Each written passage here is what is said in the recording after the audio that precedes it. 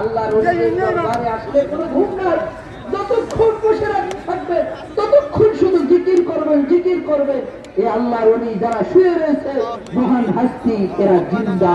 চিৎকার মেরে বলুন সুবহানাল্লাহ। যাই হোক ভাই,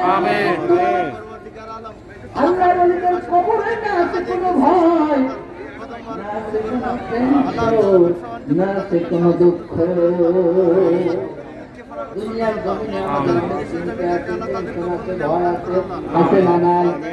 আরো জোরে বলুন, আছে না নাই?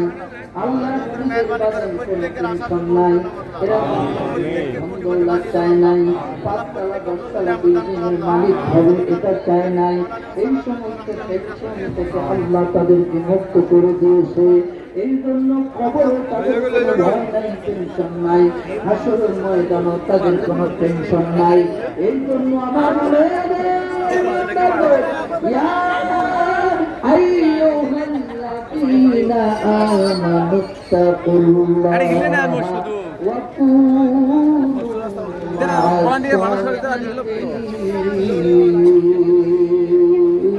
চিৎকার মেরে বলুন সুবহানাল্লাহ। আল্লাহু আকবার। আল্লাহ বলেন, হে ইমানদারগণ, ইত্তাকুল্লাহ, তোমরা আমি আল্লাহকে ভয় করো, ওয়া কুনু মা'আস সাদিকিন, এবং আমার সত্যবাদীদের সাথী হয়ে যাও, গোলাম হয়ে যাও।